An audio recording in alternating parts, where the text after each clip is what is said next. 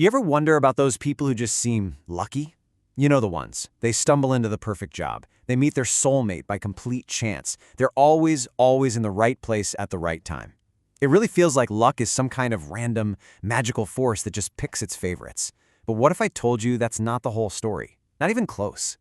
What if we could peel back the curtain and see that luck isn't a miracle at all? It's a mechanism, a system. And like any system, it can be understood and it can be influenced. Today, we're going to break that mechanism down. We're going to transform luck from something you just wish for into something you actually create. All right, to really wrap our heads around this, we have to start with one of the most unbelievable stories you will ever hear. I'm talking about a man named Franz Selak. His life is such a puzzle, it forces us to question everything we think we know about chance and fortune.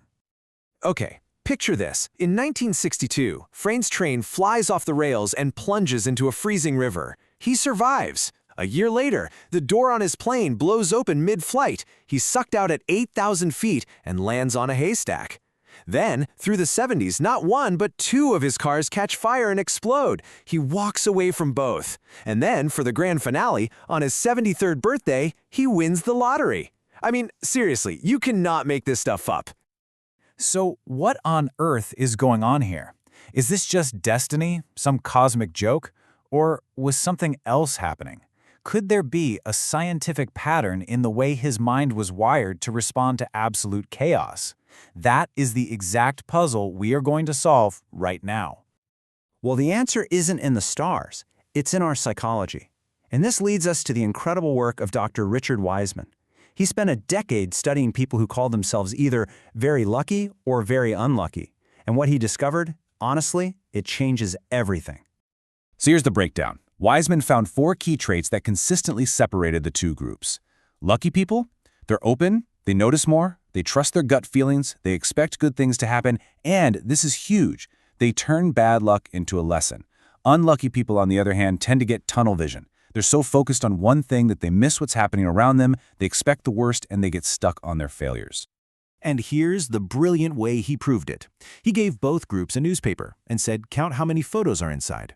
The unlucky people took a few minutes, carefully counting each one. The lucky people, they took seconds. Why? Because on page 2, in huge letters, was a message that said, stop counting. There are 43 photos in this newspaper. Tell the experimenter you saw this and win $500. The unlucky people were so focused on the task, they literally missed the giant opportunity right in front of their faces. But hold on, it gets even better.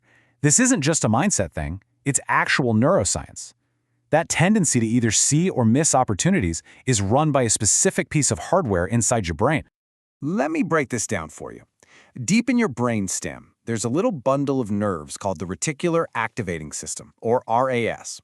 Think of your RAS as the bouncer for your brain. It stands at the door of your conscious mind and decides which of the millions of bits of information flying at you every second actually get in. It's your personal reality filter. And here's the absolutely wild part. Your RAS takes your beliefs as direct orders. If you constantly think, I'm so unlucky, nothing good ever happens to me, your RAS hears that and its job becomes to filter out anything that contradicts that belief. It will literally make you blind to opportunities. But the reverse is also true. If you start telling it, I attract good fortune, it gets a new mission. It starts actively scanning your world for evidence to prove you right. You know this is true. Think about it. Have you ever decided you want to buy a certain car, say a red SUV, and then all of a sudden you see red SUVs everywhere? On the highway, in parking lots, on your street? Were there suddenly more red SUVs in the world? Of course not. They were always there. The only thing that changed was the command you gave your brain. You told your RAS, this is important, and it started showing it to you. That's the luck filter in action. So this is the big takeaway.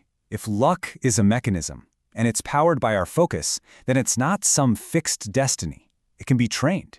It can be tuned. You can literally engineer it. So, let's get into the practical how-to guide for building your own fortune. Here it is, a simple 3-step formula you can start using tonight. Number 1, the luck journal. Every night before bed, write down 3 small wins or lucky coincidences from your day. This literally retrains your RAS to hunt for the good stuff. Number 2, the novelty habit. Once a week, intentionally do something different. Take a new route to work, try a new coffee shop, talk to a stranger.